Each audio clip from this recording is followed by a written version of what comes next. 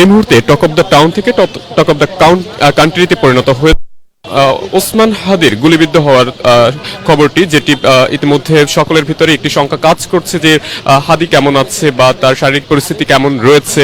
পাশাপাশি তিনি যেহেতু গতকালকে বলা হয়েছিল যে তিনি এখনো শঙ্কা মুক্ত নয়, তো প্রতি মুহূর্তেই সাধারণ মানুষ থেকে শুরু করে ওসমান হাদির ভক্তবৃন্দ যারা রয়েছেন সকলেই জানার চেষ্টা করছিলেন যে আসলে এই মুহূর্তে হাদি কেমন আছেন বা তার শারীরিক পরিস্থিতি আসলে কেমন রয়েছে। তো গতকালকে তিনি গুলিবিদ্ধ হওয়ার ঠিক পরপর সময় তাকে ঢাকা মেডিকেলের ইমার্জেন্সিতে নিয়ে আসা হয়। সেখানে প্রাথমিক চিকিৎসা শেষে তাকে আইসিইউতে নেওয়া হয়েছিল।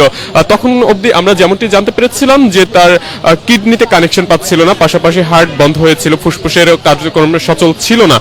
পরবর্তীতে সেখান থেকে তাকে রাতে অর্থাৎ 8:05 দিকে ঢাকা মেডিকেল থেকে রওনা হয়ে এভার কেয়ারে নিয়ে আসা হয় উন্নত চিকিৎসার জন্য। পরবর্তীতে আমরা মেডিকেলের একটি সোর্স থেকে যেমনটি জানতে পেরেছিলাম যে এভার কেয়ারে আসার পরে তার কিডনিতে কানেকশন পাচ্ছিল, পাশাপাশি হার্ট এবং ফুসফুসও অনেকাংশে সচল হয়েছে। তবে যেহেতু গুলিটি মাথায় লেগেছে সেক্ষেত্রে মাথায় এবং মস্তিষ্কের কিছু জায়গাতে ফুলে উঠেছিল এমন তথ্য কিন্তু আমরা পেয়েছিলাম। তো সেই জায়গা থেকে এখন যেহেতু সেটি রাতের তথ্য ছিল, তবে বর্তমানে ওসমান হাদির পরিস্থিতি কেমন রয়েছে সেটি জানার জন্য কিন্তু সকলেই বেশ একটি উদ্বিগ্ন এবং উৎকণ্ঠার মধ্য দিয়ে যাচ্ছে, যে সকলে জানতে চাচ্ছে আসলে কেমন রয়েছে ওসমান হাদি। তো পাশাপাশি সেটি জানানোর আগে একটু জানিয়ে রাখতে চাই যে ওসমান হাদিকে কেন্দ্র করে একটি মেডিকেল বোর্ড গঠন করা হয়েছে এবং সেই মেডিকেল বোর্ডের পক্ষ থেকে একটি বিবৃতি দেয়া হয়েছে এবং সেখানে কারা সদস্য রয়েছে, পাশাপাশি এই মুহূর্তে ওসমান হাদির শারীরিক পরিস্থিতি কেমন রয়েছে সবকিছু কিন্তু সেই বিবৃতিতে জানানো হয়েছে। আমি সরাসরি সেই বিবৃতিটি একটু পড়ে শোনাতে চাই যে মেডিকেল বোর্ডের পক্ষ থেকে যে আনুষ্ঠানিক বিবৃতি দেয়া হয়েছে। তারা যেমনটি জানিয়েছে যে ইনকিলাব মঞ্চের মুখপাত্র জনাব শরীফ মোহাম্মদ ওসমান হাদিয়ের চিকিৎসার জন্য বিভিন্ন বিভাগের বিশেষজ্ঞ চিকিৎসকদের সমন্বয়ে গঠিত মেডিকেল বোর্ডের পক্ষ থেকে তার সর্বশেষ স্বাস্থ্যগত অবস্থা সম্পর্কে নিম্নরূপ জানানো যাচ্ছে। Primary consultant doctor Aliuzzaman, ICU consultant doctor Mohammad Jafar Iqbal, multidisciplinary medical বোর্ডের সদস্যবৃন্দ, অর্থাৎ এই বিবৃতি যারা দিয়েছেন এবং মেডিকেল টিম যে গঠন করা হয়েছে সেই টিমে কারা কারা সদস্য হিসেবে রয়েছে তাদের একটি তালিকাও তারা দিয়েছেন। সেখানে রয়েছেন ডক্টর সেলিম মোহাম্মদ জাহাঙ্গীর, যিনি সিনিয়র কনসালটেন্ট নিউরো অ্যানোস্থেশিয়া ও আইসিইউ, পাশাপাশি doctor Zillur Rahman, senior consultant neuro surgery, doctor AKM. Reza, senior consultant cardiology, doctor Masum Kamal Khan, senior consultant nephrology, doctor Ziaul Haque, senior consultant respiratory medicine, doctor Khandaker Mahbub Rahman, senior consultant neuro medicine, পাশাপাশি আছেন ডক্টর এস.এম. হাসান শাহরিয়ার, যিনি senior consultant neuro medicine, doctor Zulfiqar Haider, senior consultant cardiothoracic surgery, doctor Shahinur Rahman, senior consultant বক্ষব্যাধি surgery, doctor Atiar Rahman, senior consultant orthopaedics, পাশাপাশি রয়েছেন doctor Ekram Uddoula, senior consultant নাক কান গলা, এবং সেই সাথে আরও রয়েছেন ডক্টর কাজী স্মিতা হক, যিনি কনসালটেন্ট ও হেমাটোলজি বিশেষজ্ঞ। সার্বিক তত্ত্বাবধানে রয়েছে ডক্টর আরিফ মাহমুদ, যিনি ডিএমএস এভার কেয়ার হাসপাতাল ঢাকা। এই যে নামগুলো আমি পড়েছি মূলত তাদের নিয়েই এই মেডিকেল বোর্ডটি গঠন করা হয়েছে। পাশাপাশি তাদের পক্ষ থেকে বিবৃতির মাধ্যমে রোগীর বর্তমান অবস্থা কেমন রয়েছে সেটিও কিন্তু জানানো হয়েছে। তারা যেমনটি জানিয়েছে যে গতকাল ঢাকা মেডিকেল কলেজ হাসপাতালে অপারেশন সম্পন্ন হওয়ার পর অপারেশন পরবর্তী উন্নত চিকিৎসা ও নিবিড় পর্যবেক্ষণের জন্য জনাব শরীফ মোহাম্মদ ওসমান হাদিকে এভার কেয়ার হাসপাতাল ঢাকার ক্রিটিক্যাল কেয়ার ইউনিটে স্থানান্তর করা হয়। মেডিকেল বোর্ডের পর্যবেক্ষণ ও সিদ্ধান্ত, অর্থাৎ তারা তাদেরকে পর্যবেক্ষণ করেছে সেই পর্যবেক্ষণ অনুযায়ী যে সিদ্ধান্ত তারা নিতে পেরেছে বা শারীরিক পরিস্থিতি থেকে শুরু করে বর্তমান পরিস্থিতি ওসমান হাদির কেমন রয়েছে সেটি তারা জানিয়েছে। প্রথমেই তারা যেমনটি জানিয়েছে যে রোগীর মস্তিষ্ক মারাত্মকভাবে ক্ষতিগ্রস্ত হয়েছে, যেহেতু সার্জিক্যাল হস্তক্ষেপ সম্পন্ন হয়েছে তাই বর্তমানে তাকে কনজারভেটিভ ম্যানেজমেন্টে রাখা হয়েছে। ব্রেন প্রোটেকশন প্রোটোকল অনুসরণ করে প্রয়োজনীয় সকল সাপোর্ট চালু থাকবে। শারীরিক অবস্থা কিছুটা স্থিতিশীল হলেও পুনরায় ব্রেনের সিটি স্ক্যান করা হতে পারে। দ্বিতীয় নম্বরে তারা যেমনটি জানিয়েছে যে ফুসফুসে ইনজুরি বিদ্যমান রয়েছে, চেস্ট ড্রেন টিউব দিয়ে অল্প পরিমাণ রক্ত নির্গত হওয়ায় তা আপাতত চালু রাখা হয়েছে। ফুসফুসে সংক্রমণ ও ARDS প্রতিরোধের বিষয়ে সর্বোচ্চ সতর্কতা অবলম্বন করে ভেন্টিলেটর সাপোর্ট অব্যাহত রাখা হবে। তৃতীয় নম্বরে যেমনটি তারা জানিয়েছেন যে কিডনির কার্যক্ষমতা বর্তমানে ফিরে এসেছে, এটি বজায় রাখার জন্য পূর্ব নির্ধারিত ফ্লুইড ব্যালেন্স যথাযথভাবে চালিয়ে যাওয়া হবে। 4 নম্বরে তারা যেমনটি বলেছেন, পূর্বে শরীরের রক্ত জমাট বাঁধা ও রক্তক্ষরণের মধ্যকার অসামঞ্জস্যতা দেখা দিলেও বর্তমানে তা অনেকটাই নিয়ন্ত্রণে এসেছে।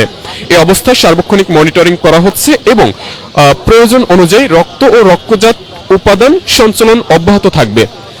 5 নম্বরে তারা যেমনটি বলছে, ব্রেন স্টেম ইনজুরির কারণে রক্তচাপ ও হৃদস্পন্দনের ওঠানামা লক্ষ্য করা যাচ্ছে। রক্তচাপ নিয়ন্ত্রণে বর্তমানে যে সাপোর্ট দেয়া হচ্ছে তা চলমান থাকবে।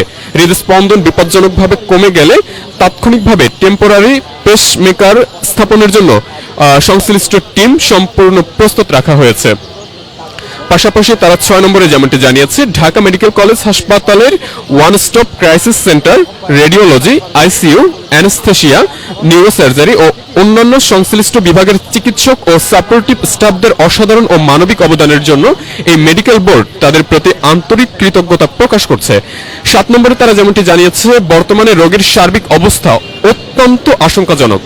যেমনটি আমরা শুরুতেই বলেছিলাম যে এই মুহূর্তে ওসমান হাদির সার্বিক অবস্থা অত্যন্ত আশঙ্কাজনক অবস্থাতে রয়েছে, যেটি মেডিকেল টিম তাদের আনুষ্ঠানিক বিবৃতির মধ্য দিয়ে জানিয়ে দিয়েছে। পাশাপাশি 8 নম্বরে তারা যেমনটি জানিয়েছে, এই মেডিকেল সামারি রোগীর ভাই ও নিকট আত্মীয়দের বিস্তারিতভাবে অবহিত করা হয়েছে। তারা চাইলে গণমাধ্যমের মাধ্যমে দেশবাসীকে এই বিষয়ে অবহিত করতে পারেন। মেডিকেল টিমের পক্ষ থেকে সকলের প্রিয় শরীফ মোহাম্মদ ওসমান হাদির জন্য বিনীতভাবে দোয়ার অনুরোধ জানানো হচ্ছে। অর্থাৎ তাকে দোয়ায় রাখার কথা বলা হয়েছে। পাশাপাশি তার যে শারীরিক অবস্থার কথা তারা জানিয়েছেন, সেটি মূলত রোগীর ভাই এবং নিকট আত্মীয় যারা রয়েছে তাদেরকে বিস্তারিতভাবে বলা হয়েছে। পাশাপাশি তারা যদি চায় মাধ্যমে কথা বলে সারা দেশবাসীকে জানাতে পারে। পাশাপাশি 9 নম্বরটি জানিয়েছে যে অপ্রয়োজনে কেউ হাসপাতালে এসে ভিড় করবেন না, কোনো ধরনের ভিজিটর অনুমোদিত নয়। অর্থাৎ হসপিটালের সামনে যাতে কোনো সাধারণের ভিড় না করে সেজন্য কিন্তু তারা অনুরোধ জানিয়েছেন। পাশাপাশি কোনো ভিজিটর অর্থাৎ যারা তাকে দেখতে আসার জন্য এখানে আসছে সেটিও কিন্তু অনুমোদিত নয় বলেও তারা জানিয়ে দিয়েছেন। এর পাশাপাশি তারা 10 নম্বরে যেমনটি জানিয়েছেন যে কোনো ধরনের অনুমান ভিত্তিক বা বিভ্রান্তিকর তথ্য প্রচার না করে মেডিকেল বোর্ডের প্রতি আস্থা রাখার জন্য সকলের প্রতি অনুরোধ করা যাচ্ছে। রোগীর ব্যক্তিগত গোপনীয়তা ও মর্যাদা রক্ষায় সবাইকে সহযোগিতা করার জন্য আহ্বান জানানো হয়েছে।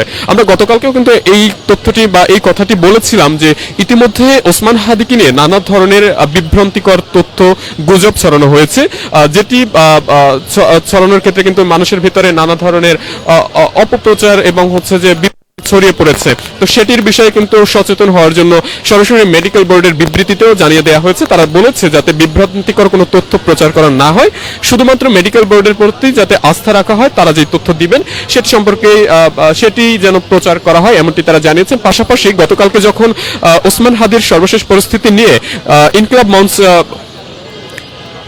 প্রেস ব্রিফিং করেছিলেন, তখনও তারা বলেছেন যে এই শুধুমাত্র আব্দুল্লাহ জাবের পাশাপাশি ঝুমা ইনকিলাব মঞ্চের পক্ষ থেকে এই দুজন ব্যতীত কেউ কোনো বিবৃতি দিলে সেটি গ্রহণযোগ্য হবে না। ইনকিলাব মঞ্চের পরিচয় কেউ দিয়েও যদি কোনো ধরনের বিবৃতি দেয় সেটিও কোনোভাবেই গ্রহণযোগ্য হবে না। শুধুমাত্র এই দুজনের পক্ষ থেকে যেটি জানানো হবে সেটি প্রচার করার জন্য তারা কিন্তু অনুরোধ করেছেন। আমরা সবশেষ যেমনটি দেখতে পাচ্ছি 11 যেমনটি জানানো হয়েছে, তাদের পক্ষ থেকে যেমনটি জানিয়েছে যে আমাদের মেডিকেল টিম সর্বোচ্চ পেশাদারিত্ব, সততা ও আন্তরিকতার সঙ্গে তার চিকিৎসা চালিয়ে যাচ্ছে। রোগীর দ্রুত আরোগ্যের জন্য মেডিকেল বোর্ড ও তার পরিবারের পক্ষ থেকে সকলের নিকট দোয়ার বিনীত অনুরোধ রইল। এটি মূলত ছিল তাদের আনুষ্ঠানিক বিবৃতি এবং এই বিবৃতিটি জানিয়েছেন ডাক্তার মোহাম্মদ জাফর ইকবাল, যিনি সিনিয়র কনসালটেন্ট ও কোঅর্ডিনেটর, আইসিইউ ও এইচডিইউ এভারকেয়ার হাসপাতাল, ঢাকা।